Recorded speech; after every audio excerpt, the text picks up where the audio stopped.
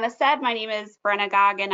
I'm the Mid-Atlantic Leadership Development Manager for River Network, and today we are reviewing the third part of the What, Who, and How of Nonprofit Advocacy webinar series.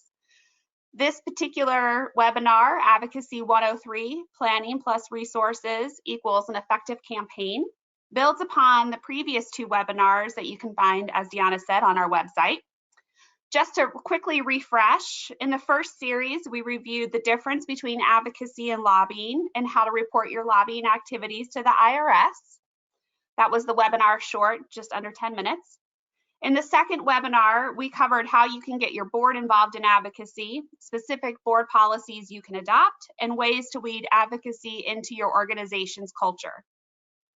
Through the examples of Stand Your Mission and the National Council of Nonprofits, we reviewed the why of board advocacy, provided actionable next steps to take with board members, and explored advocacy training topics to set you up for success.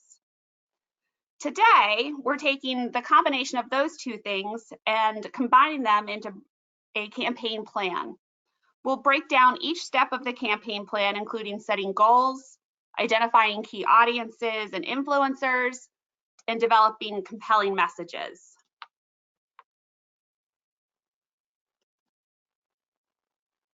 So very quickly, if you've joined the first two webinars, you've heard this quick spiel about River Network, but in case you're new, River Network is a member-supported organization that for the past 30 years has focused primarily on engaging broad community of organizations around healthy rivers and water resources.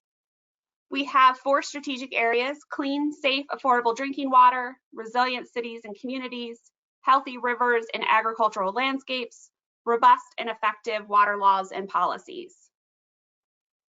And you can learn more about us at rivernetwork.org.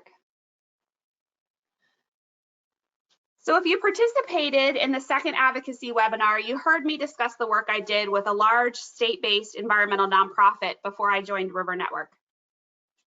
During my tenure, I had the opportunity to work, lead, and teach statewide and national campaigns. Through that process, I learned an incredible amount, some from mistakes, a lot from peers who were willing to be a sounding board and provided thoughtful insights, and even more through trial and error. I hope that what I provided today will save you a lot of the angst that I experienced in my development of this process. If you've attended the previous two webinars, by now you've heard me drill home how important advocacy is, and we've provided you with some easy step-by-step tools to integrate it into your organization. Now let's focus on taking your advocacy work external by launching an issue-based campaign. It is important to note that even if your organization is not ready to begin a campaign, issues of what we cover today will come in handy when developing a communication strategy, organizational planning, and in some development and fundraising work. So as I mentioned, we're going to go through the step-by-step process of a campaign plan, who you should involve in your planning efforts, funding and expenses that you may want to include when running a campaign, and then how about you develop a message. So let's start with our first poll. This helps me to get an understanding of the level of experience that you all have. I'd like to start by asking, have you or your organization launched or implemented an issue-based campaign before? And Deanna's going to help me. Yep, the poll is now open. If folks would take a second to click on the right box. I think we've got a couple of folks who have yet to vote. So, all right, I think we're good. Let me go ahead and close it and I'll share the results. And so Brenna, 57% of folks in the room have launched or implemented a campaign. About 30%, 29% have not, and there's a couple that are not sure. Okay. Good. So for at least half of you, this information will be new and hopefully very helpful. For the other half that have said yes, please feel free to use the chat box, which looks like a bubble with a question mark in it. If you have any insights to add on any of the materials that I'm going over, I would love to hear your experiences with anything that I might cover today. And if you have a silver bullet that you've learned that you want to share with others, please feel free to do that as well. So the second polling question, and this is a little tricky, what is considered to be one of the most important pre-campaign activities? So before you develop a campaign plan, what should you do first? So the poll is open. If you would select one of the 4 options. Okay, and I think people are kind of thinking this one over. I know, like I said, it's a little tricky. So think about any time that before you want to put a plan in place or even begin writing out your plan, what do you think you should do first? Okay, I'm going to close it in 3, 2, 1. All right, let me share the results. And so 2/3 of respondents say spelling out the goals, 17% conducting a quick assessment, and 17% building partnerships. Nobody pointed to identifying key tactics. Well, excellent. No one pointed out identifying key tactics, which is the last step of implementing a campaign plan. So yay. To the 17% that said conducting a quick assessment, bravo. Spelling out goals is important and it is step 1, but you want to do it once you're actually in the campaign planning process. Before you begin any campaign, you should conduct a quick assessment to determine if the issue you want to address is a good one. So before you launch a campaign and actually go into doing all of the work of developing goals and identifying audiences and that rigmarole, you really want to know if the issue that you want to address is relevant. Is it hot right now? What are some general thoughts and feelings about your issue? Are they positive or negative? That will help you to determine what you need to overcome in order to achieve your goal. Is more education needed before you begin focusing on an action item?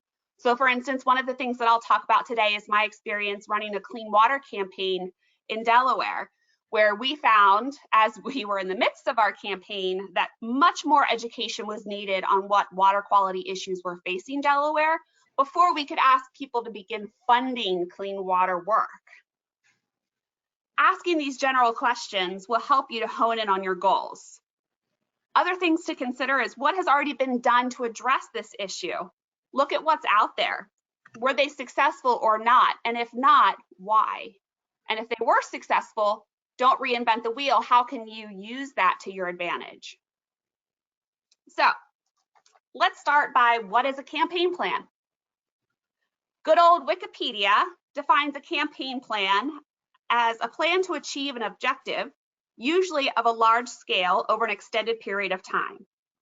It coordinates many activities and uses of resources involving multiple organizations and is often broken down by phases. For me personally, I find working from left to right using this chart to be most helpful when beginning to outline any campaign plan. Oftentimes I will pick a blank wall, or if I'm lucky enough to have a wall-sized dry erase board, that's a great way to start spitballing any ideas that you have. Post-it notes, color-coordinated post-it notes on a blank wall, also a really great visual to help you begin thinking through the various aspects of a campaign plan. It is important that once you actually have a plan in place, it be written down so that it can be shared with anyone working on this with you, referred back to and modified as needed. So working left to right for the purposes of this conversation, think about your goal. What are you trying to achieve? Then you're going to move on to identifying your target audience or those that can influence your target audience. Who's with you? Not with you? Who's on the fence that you can potentially move? Develop your message. Mobilize your base. What tactics are going to have the greatest influence?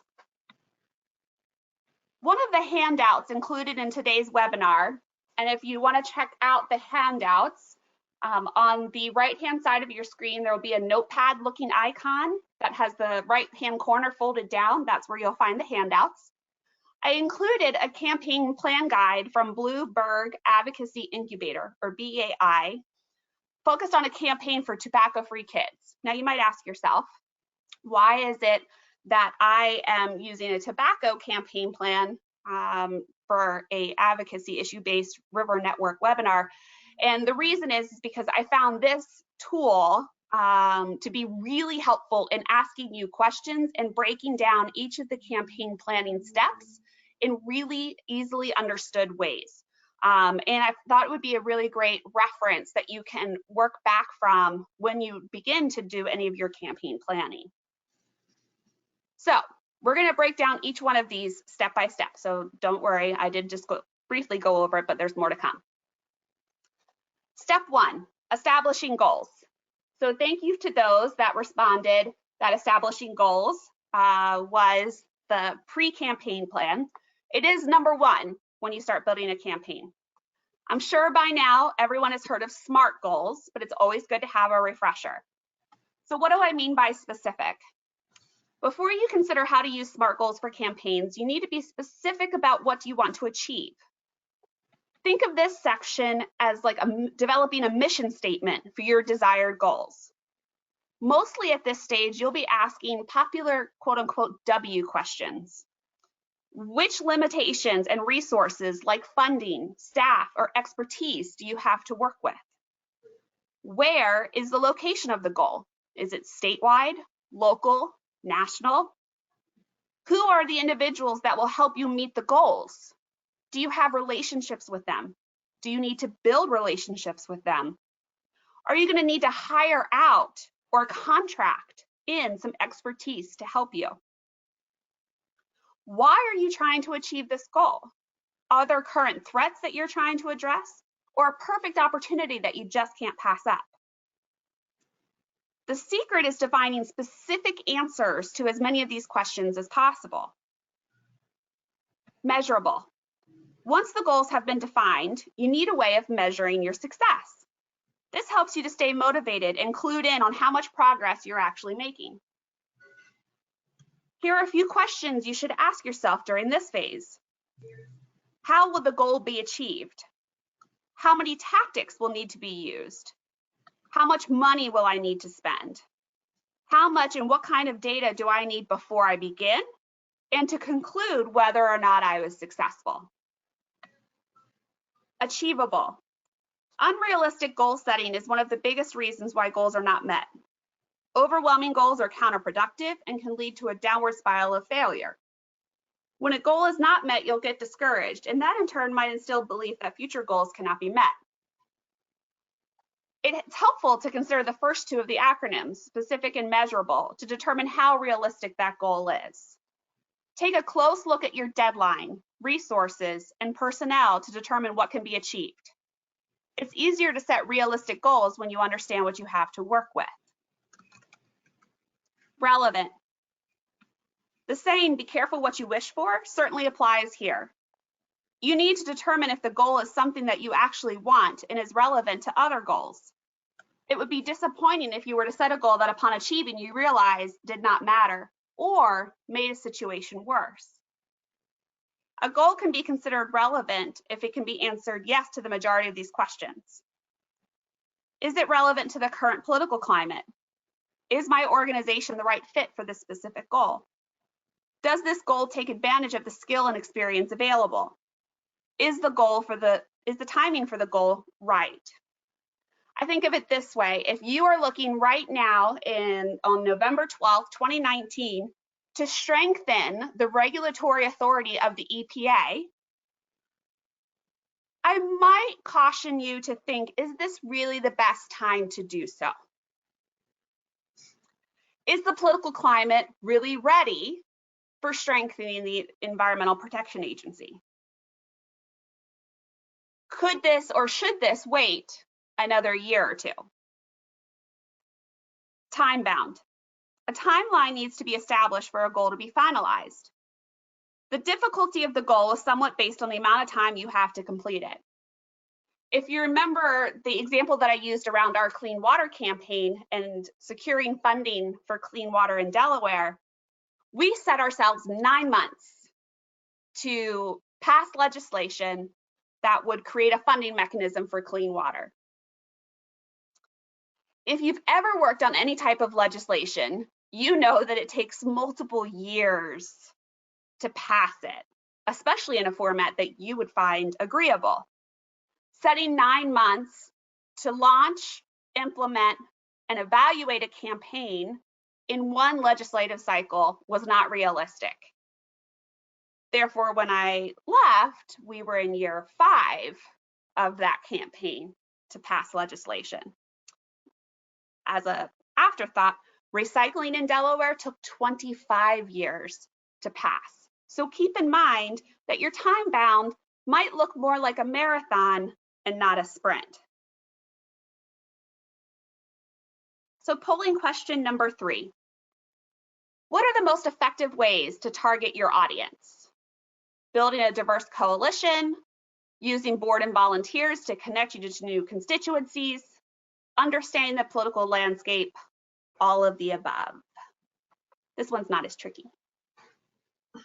All right, I have launched the poll. If folks would take a second to click on the answer that makes most sense. About half of you have voted, so let me give it a few more seconds.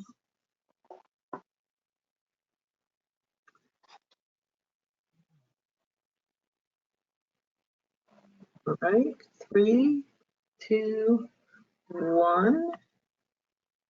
And everybody said all of the above. Woohoo!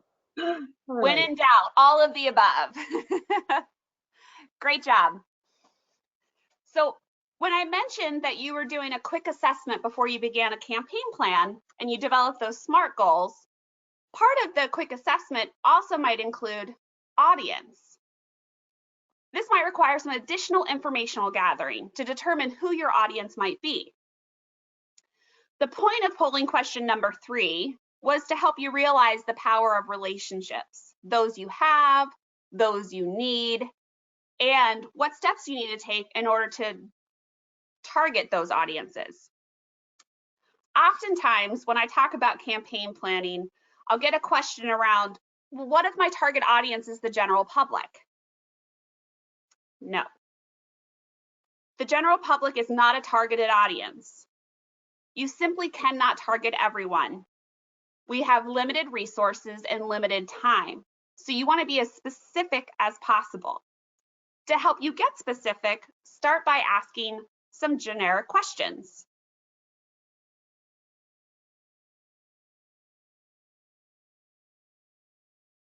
Who has the ability to make the decision you are looking to have made in your goals? Is it legislators? If so, are they local, state, or federal decision makers? If you're launching a fundraising campaign, you may ask yourself, are you targeting a few big donors or a greater number of smaller ones? Instead of focusing on the legislators or their donors themselves, because chances are you have already tried working with them directly, you want to think about who can influence these folks. When we talk about target audience, what we're really talking about is targeting influencers. Who is most likely to sway the decision makers or donors on your behalf? To help you identify these influencers and the corresponding messages and tactics that will be most effective, one recommendation I would have is using the services of a market researcher or a pollster. Think about the campaigns you have seen around clean coal. It isn't coal companies themselves on the commercials or the billboards. It's the workers that need a paycheck and rely on working within the coal mines, or the mom walking through the house, turning on lights and running water, talking about the American way of life. Those commercials were not done on a whim. The message and the messengers, the mom walking through, invariably having children running around her, turning those lights on, were chosen specifically based on what the data coal companies extracted to figure out what would be the most effective. Marketing or polling firms can be incredibly helpful in helping you to identify the folks you need to target that will ultimately influence your decision makers. What messages are going to resonate to influence those folks to your side, and then corresponding gaining more supporters, and who would be the most appropriate quote unquote messenger. The message and the messenger will then help you to identify what tactics are going to be the most effective to implement.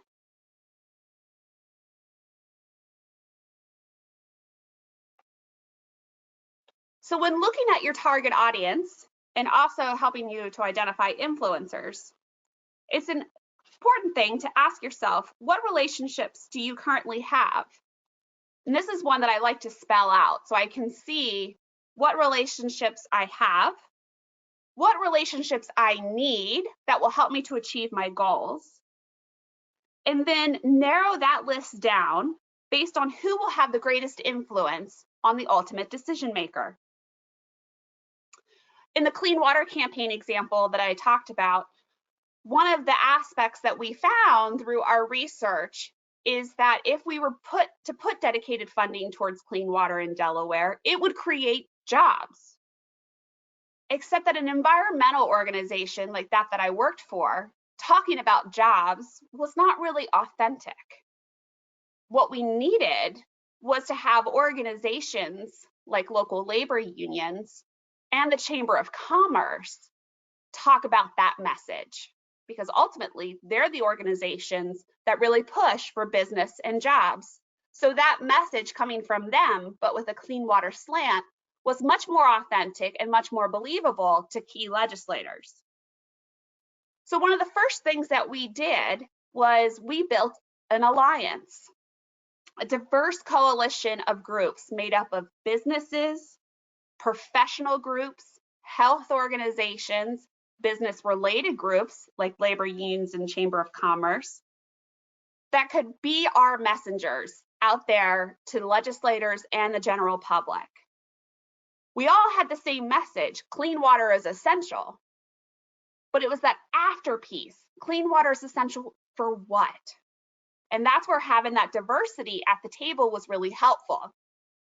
The Chamber of Commerce and labor unions and small businesses like our local brewers would say clean water is essential for business. It's essential for the economy. Our environmental justice and health-based organizations would say clean water was essential for health, well-being. And the environmental groups would say clean water is essential for everything. Our natural resources, our wildlife, our public. The vets and animal rights groups that we were able to recruit talked about the importance of clean water in terms of pets and safety coming into rivers and streams. Think about those things and building that coalition. What expertise do these organizations bring to the table? If what you're looking to build is an issue-based campaign specifically focused on politics, then you want to make sure that the coalition that you're building has people that are politically savvy at the table, that they understand the communities by which you are targeting. They work within them, they are from them, and they can properly tell you the political landscape that you're walking into and how to work within it. Messages. Sorry about that. If you heard that, the mailman has now arrived at our home. So when I talk about the Chamber of Commerce and the labor unions on board with clean water, they were able to use messages that would not necessarily work coming from an environmental organization. So what messages are going to work best for the audience that you're targeting? Again, I would refer you back to that data collection that we were using to help identify the influencers. You should use that same polling, and whether you hire a pollster or a market researcher, you should know that if you're specifically talking about clean water, a lot of data and polling has already been collected and done, and it's out there on the internet to use free of charge. So I would recommend doing a lot of that research up front to save you some dollars, but also understand what type of messaging you can do around clean water. Remember, your message, just like your target audience, should not be geared towards the general public. I worked on a campaign in the Chesapeake Bay, and when we did research before launching the campaign to figure out what compelling arguments would be made to focus on clean water, no surprise, around the Chesapeake Bay, specifically in Maryland, seafood was a huge driver. Folks do love their crabs and oysters. So we would post pictures using blue crabs and people eating seafood to talk about clean water. If your target audience likes seafood, that's right up your alley. Taking that one step further, perhaps when you're building your coalition and you're looking at your messengers, look at local surf fishing, commercial or recreational groups to see if they would be willing to offer testimony, put in a letter to the editor, or be one of the faces to your campaign. The messenger of the message is just as important as the message itself. Using my example of the clean water campaign, we were just coming out of the recession of 2008 and 2009 when we were going to kick off this campaign. And so everybody was talking about how to create jobs and economic prosperity. So having that jobs message around how many jobs would be created and for whom and by whom was a critical message in our campaign. Therefore, having the labor unions and the Chamber of Commerce making that message was important to our success.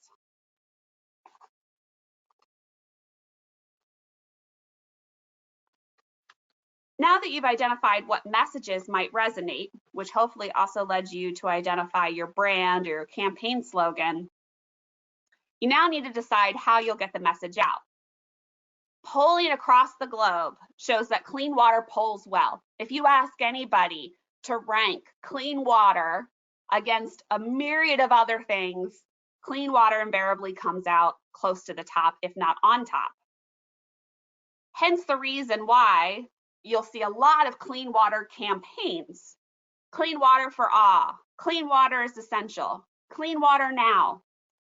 Everyone loves clean water. But we've also found through this polling work that we don't always know how to express that love and turn it into great understanding and action. As nonprofit organizations, we love science. And oftentimes we feel like we have to or should use technical and sciencey, yes, that's a real word, words to convey our message. The problem is not everyone understands acronyms like TMDLs and MPDS like we do. So how do we get these folks that we know already care about clean water to really care about clean water? We create messages and use words that conjure up meaning, protection, conservation, prevention. These are action words that resonate with folks. When providing the why, think about what pulls at the heartstrings. As we're getting close to the holiday season, you'll start seeing those St. Jude commercial with children suffering from cancer, smiling and looking directly into your eyes, appealing for help. Or the SPCA commercials with the sad song and animals in less than stellar conditions. Those are meant to pull you in. Using the message, the soft, sad music helps. The messenger, that beautiful child radiating happiness or looking dejected, are going to be a great way to sway people.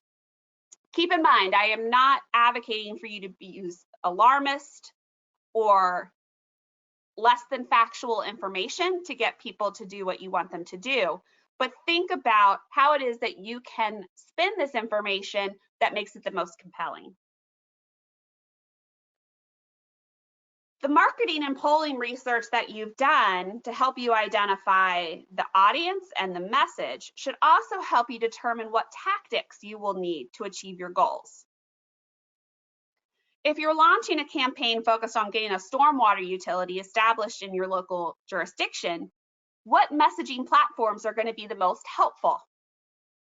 If through your polling work, you found that your target audience are homeowners whose ages are somewhere between 24 and 37 years old, you probably don't want to put the majority of your money on advertising in newspapers, billboards, or radio. Instead, you may want to think about focusing more on social media, internet ads, and gaming systems. An outsider or even your communications staff should be able to help you identify the best tactics to move your audience from the fence to with you and create a greater groundswell of support. Questions to ask yourself that will be important when putting a budget together is, are you going to use an email action alert system? Do you already have one, or will you need one? Or are you going to use more direct routes like tabling or in-person presentations? If you don't have an existing database system to pull from, and you don't have an email action alert system, those might be two tactics that you want to consider in the long term instead of the short term, so that you can build them properly and get the funding that you need to put them in place. Do you have staff and tabling materials to dedicate towards attending key audiences? This is where using your volunteers and your board can be helpful. If you're looking for a short-term attention-getting event, like rallies, is your organization comfortable with putting such an event together? Will that influence the political party that has the power to help you achieve your goals? If you're targeting legislators, your tactics may have focused more on your influencers meeting with them in their office or their district somewhere. Candidate coffees are a great place. The media can also be helpful in getting your message out. Putting out press releases about your position statement on an issue can create opportunities for the media to look at you as an expert in the field. The more times a reporter reaches out, the more people will begin connecting your organization to that particular issue. Letters to the editor and op-eds are still powerful tools, especially in local papers and if you're targeting local decision makers. Again, you don't have to choose just one, and it's okay to try out a few. Press releases and letters to the editor, for instance, are free. It's okay for them to not work. It's how you learn what tactics are going to be most effective. Other items to consider. A campaign plan is just like any other plan. It's only as good as the information included. If you're not using the plan, referring back to it, updating it, or sharing it with your partners, then it is probably not going to do you a lot of good. When I worked on the Clean Water campaign, we scheduled monthly check-ins with our largest supporters, making sure that we were meeting our goals, discussing what has changed in the month since we met. What progress are we seeing with our target audience or our key decision makers? What questions are we being asked by the public that we need to be prepared to answer? What new groups have come on board and been identified that need to be trained around our messaging, or what do they bring to the table that we can capitalize on? What message seems to be resonating, or on the flip side, what isn't? You should be checking your plan consistently. When you put together a campaign plan, alongside of it should also be your budget. Usually I will do a rough sketch of the campaign plan to best determine my budget. And when I say a rough sketch, I usually outline the questions we've been reviewing already. What's my goal? What's my timeline? What are my tactics? What infrastructure do I have already and what will possibly need to be purchased, like a database, an email alert system, social media ads? Do I have the expertise in-house, or am I going to need to contract it out? If I contract it out, I usually start putting out some feelers to gauge costs. Do I need to buy a list to begin building up my database, or do I already have access to one? Do I have the funds that I need, or do I need to focus on raising more first?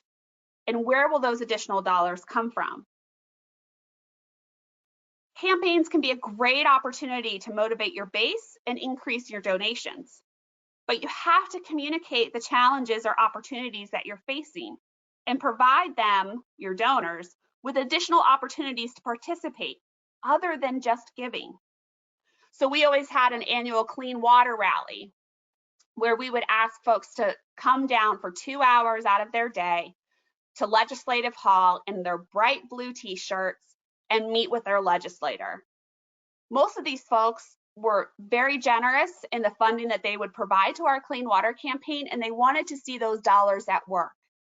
So meeting with legislators and having the legislator go, "Oh, you're with the clean water campaign," was really rewarding to them. And when I would get additional funding for the campaign, we would oftentimes use that as a match option. Hey, we were able to secure $500, but we need 200 more to reach our goal. Will you help us out? So let's use the time that we have left to give you a little bit more of a case study. And this is a little different than the campaign I've been using as an example all along, because this one's, unlike the state campaign I was talking about, this one was more regional focused. So for those of us on the call that might be looking at a larger scale campaign, I thought this would be a great case study to look at. So 2 years ago, I had the opportunity to work with the National Wildlife Federation on their For the Delaware River campaign. The goal of the campaign was to get the 4 states that make up the Delaware River watershed, Delaware, New York, New Jersey, Pennsylvania, to get together in a room and create a vision around what they want to see the watershed become.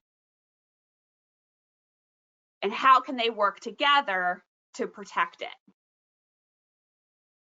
So keeping in mind that our goal was very specific. For a period of time, whether it be 1 day or 2 hours, we needed these 4 governors to get in the room together. Based upon research that had already been done by state-based organizations in these 4 states, Delaware, Pennsylvania, New York, and New Jersey, we had a great starting point to know what types of messaging was going to work. It also helped that 2018 was an election year for New York, New Jersey, and Pennsylvania governors. So we were able to capitalize on that data being pulled from the different political parties to help us identify some key messages as well. As you can see, the targets of this campaign were a little seasoned. So we used more traditional methods to target them. We had billboards like the one seen here with George Washington on Amtrak trains that ran through all 4 states. We had postcards that people could fill out and we would drop off at the governor's office. We had signs that folks could take pictures with, and we would post them on social media with the hashtag For the Delaware. The hashtag then would allow us to track how many people were following or posting or using our messaging, which is a great measure and evaluation method to see how successful you are in getting out to people. We also included email action alerts that people could fill out that would be sent straight to the governor's office. The messaging that we used was quite diverse because we were covering 4 states and needed to appeal to 4 very different governors. The message included wildlife conservation, so fish and birds need our help. We need clean water, the water that we drink. Having clean water means money in your pocket, speaking to the economic and jobs argument. George Washington crossed it, but only we can protect it. Focusing more on the historic relevance of the Delaware River. It provides year-round fun for those that like to birdwatch, kayak, and take pictures. This is a success story in the making. Delaware River watershed is making great progress in cleaning up, but we need to keep that momentum going. So we used a variety of tactics based on what would work in each state. Delaware, being the smallest of those states that are in the watershed, we knew what would influence the governor is getting his cabinet secretaries on board. And so we scheduled meetings very early on in the process with the Department of Natural Resources and Environmental Control and the Department of Agriculture's secretaries and their deputy secretaries to make sure that they wouldn't have any concerns about the governor going into a room with the other 3 to talk about a vision for the Delaware River watershed. And through that conversation, we learned some very interesting intel.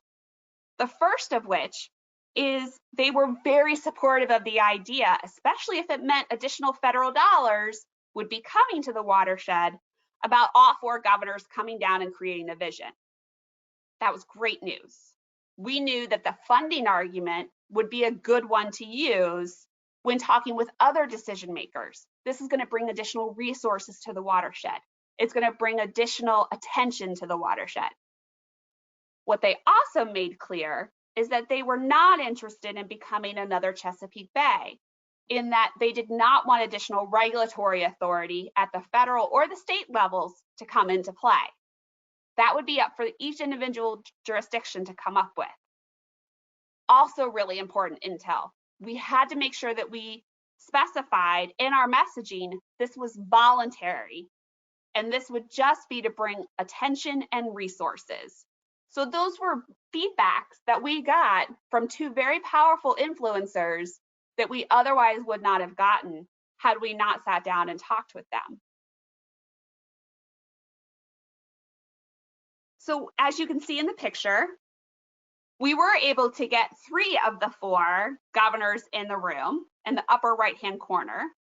The gentleman all the way over to the right is Colin O'Mara, the Executive Director of National Wildlife Federation.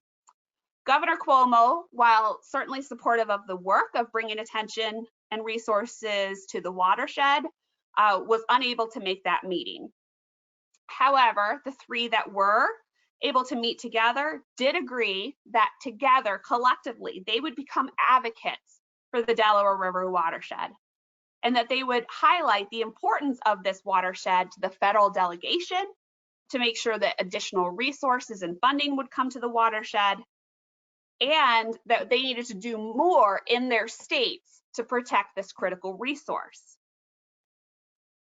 By doing both of those things, committing to becoming advocates for additional federal funding, as well as stating that they would become more protective, or that they needed to become more protective of the resource, we as an organization and as a community were able to hold on to something tangible that we could hold the governors accountable for in the future, and whatever future governors might come along. Brenna, I'm wondering if I can jump in with a question. Sure. Let me know. Okay. So somebody writes in that this example feels a little overwhelming for small groups, and asks, do we have any suggestions for issues that might be really local and therefore a good place to start for a very small watershed group to sort of get their feet wet in advocacy, maybe an issue that's more universal regardless of geography? And I don't know if any come to mind, Brenna. I've got one in mind that I can share, but I'd let you. Oh, absolutely. I'm sure they would love to hear your voice over mine for a little while. Deanna, go for it. All right. So one example of a campaign that I supported by a very small local organization. In fact, it was a canoe, a recreational group of folks who like to canoe on a creek. This is in Baraboo, Wisconsin, and it was a dam removal effort. So there was a river that had been dammed up by 3 dams across the length of as it flowed through the city of Baraboo, Wisconsin. And there was an effort, as some of these dams were found to be in a state of disrepair, to actually propose removing them. And what that would do, and eventually did, is it opened up, there was about, I don't know how many hundreds of feet, this is over 10 years ago, of drop in the river. And so it opened up these rapids that were great for canoeing and kayaking. And so I would say the process that was led by this organization with a number of partners is follows pretty closely what Brenna is laying out here in terms of identifying, is the political climate ripe for action? Certainly the fact that they were looking at a big repair bill for 2 of the dams made it a ripe issue. In terms of identifying who were the targets for this, it was looking at who owned the different dams, and there was privately owned, was at least 1 or 2 of them, and the other one was owned by the city.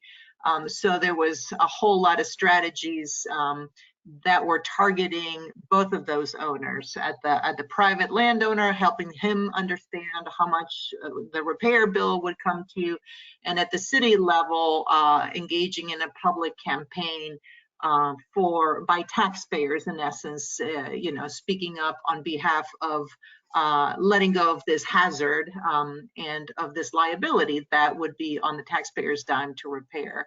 So it was a small issue on a small river by a small organization. They prevailed over time. And today there's, all kinds of economic activity happening on this town as outfitters moved in once those dams were removed, and there was suddenly this amazing recreational site for both fishing and for water, canoeing and kayaking. But again, hopefully that seems more of a doable campaign, but the process really is not very or much different at all. Instead of legislators, you're dealing with city council people, you're dealing with the local media as the big places to focus energy on, etc. Maybe more of a neighbor to neighbor campaign as people were trying to generate support for the idea of removing these dams, which was not an easy sell locally. People felt like those dams had been there forever and this was just part of the system. It was actually an impoundment. But yeah, the process remains. And so I think in talking with some of the local groups that you're working with, it's really about identifying those very local opportunities, and what it is identifying an issue where there is a decision maker or a set of decision makers that have the power to give the entity, the organization, what they want. So it's not necessarily just, it's different from a restoration project, an advocacy campaign is, or is different from general outreach, because you are trying to move something to someone to make a decision that gives you what you want. So that being the key difference, you can unearth a whole lot of issues locally that people have a chance of impacting by dealing with local decision makers.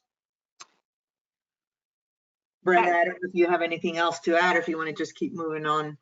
No, that's great, Deanna. And I probably should have maybe broken this down more of a timing mechanism, because I realize that all this information at once can be overwhelming. Mm-hmm. Keep in mind that you can spend several months doing a pre-campaign plan and then a campaign plan itself. So there is no timeline necessarily that goes along with when you complete each of these steps. As I mentioned, our clean water campaign, that was a statewide campaign. It took us about 9 months to do all of the pre-campaign survey and polling information that we needed to develop the marketing brand and messages that we were going to use that would help us to target specific audiences and influencers. And we're in year 5, or the organization now is in year 5 of that campaign. And we've updated the campaign plan based upon what tactics we've been able to see that work or what doesn't work. And so, like I mentioned, campaigns oftentimes, unlike political campaigns, except for maybe this year, looking at the political campaign could be considered more of a marathon than a sprint, but the issue-based campaigns do tend to be marathons, and so you are going to be in it for the long haul. Local campaigns might not take as long, and so one of the campaigns that I worked on was focused around a local ordinance that a very small local government in Delaware wanted to pass that would limit the use of meadows in natural areas. In other words, they wanted everybody's yard, including businesses and the medians of the highways, to look very green and very shortcut. As an organization that knew a lot about pollinators and encouraged the wildlife habitat program, that was a really difficult ordinance for us to see come forward. And so we spent a lot of time educating local government representatives on the benefits of having more natural landscaping. Once we kind of educated them on the benefits of natural landscaping, we then, with their help, launched an educational campaign for their residents about what they can do in their yard when it was appropriate, spring or fall, to cut back or trim or what have you, so that it looked a little bit more managed and not as quote unquote wild. And so we spent a lot of time educating folks about how they could use this as a benefit, joining other mayors to support monarchs across the country, and that would bring different positive awareness about this little city to the nation. And so that was, they eventually pulled the ordinance. They did not pass it, and kind of dropped all efforts to do that at all. But that we asked for a delay in them passing that ordinance for a year. We said, give us a year to work with you. This is not an issue that's going to happen or have any direct impact right away. And they were willing to sit down with us and work with us on that. And so you didn't have kind of the social media part of it. This was very traditional in that we were going house to house, attending local community events, and working with local governments to provide educational opportunities at local businesses and at council meetings. So it really depends on kind of the scale of your campaign and what makes the most sense. And if I may, one other comment I would add is that there's something to be said about right sizing the campaign to the capacity of the organization that's leading it. But I will also say that, for example, the example I just gave on those dam removals, this was a very small organization, and through their work on those dams, and the whole thing took over 9 years, one by one. Eventually there was a fourth dam that they helped pull out further upstream.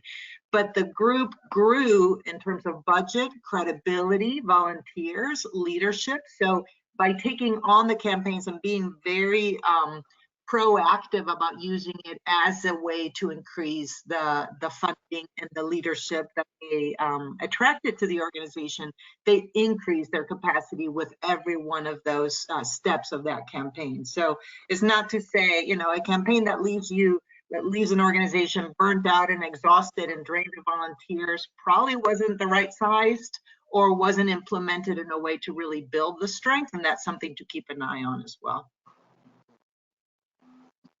Great. Thanks, Deanna. Were there any other questions that we need to touch on? I don't think so. I don't think so, yeah. Still a few more minutes if you have questions, or I would love to hear any thoughts about any of the things that I've outlined in this presentation, to share any war stories or success stories that you want to share with us would be greatly appreciated. So as we're coming up to the hour, I want to quickly do a recap on what we went over, because it is a lot. So first, define your victory. What are your goals that are specific and actionable? What are you trying to accomplish? Evaluate your campaign climate. Evaluate the climate in which you're getting ready to deploy your outreach. What's working in your favor? What obstacles might cause your message to get lost or misunderstood? Chart your course. So build your coalition, write out your campaign plan, make sure that everyone is involved in the process. If you're focusing on a campaign on a specific community, you should make sure that community leaders are involved in every step. If you're leading a political issue campaign, dedicated funding for clean water, for instance, you will need people that understand the political and legislative process to be part of your planning team. Choose your influence strategy. Find out those groups that have the most influence on your decision makers. Again, warning to avoid naming your target audience as the general public. Just as you did with your campaign goal, get very specific about your influencers. Message for impact. All campaigns benefit from a message platform that provides everyone within your coalition with a consistent positioning statement. Like I said, clean water is essential was our message. Those groups in our coalition could then personalize it based upon their wheelhouse. Manage your campaign. So again, making sure your campaign plan is written out and that you are referring to it constantly. Once you outline the main tactics, make sure that you're also taking time to plan for the day-to-day details to get done, making sure that these tactics and assignments all have deadlines or timelines attached to them, and you have the adequate funding and resources to make sure that they're completed. This one's a big one. Things take longer than they should. Think about renovations on a house or any type of construction. It's going to take longer and it's going to cost more than you think it should. So be adaptable and flexible and plan for those. Anticipate the unexpected and celebrate the progress. Like I've said a couple of times now, campaigns are oftentimes marathon and not sprints. Like I mentioned in my clean water campaign example around statewide dedicated funding, we're in year 5 of getting dedicated funding for clean water, but in those 5 years, the budget for the Clean Water Revolving Fund went from $1.5 million to $5 million to $10 million to this past year, $15 million. So while we haven't actually achieved our specific goal of dedicated funding for clean water, we have substantially increased the amount of funding that's been invested in clean water since our campaign was started. And you better believe that every year we highlight that and we celebrate that as a way to keep the momentum going. A campaign is only as good as its message and its messengers. Your campaign needs to consider how to generate attention through press events, letters to the editor, social media, blogs, or whatever is going to help you deliver that message.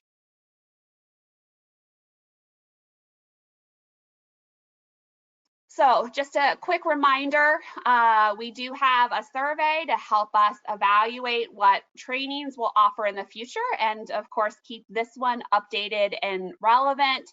As Deanna mentioned, recordings and handouts will be available on our website, and you will receive a post-webinar email within the hour with links to that as well as to the survey itself.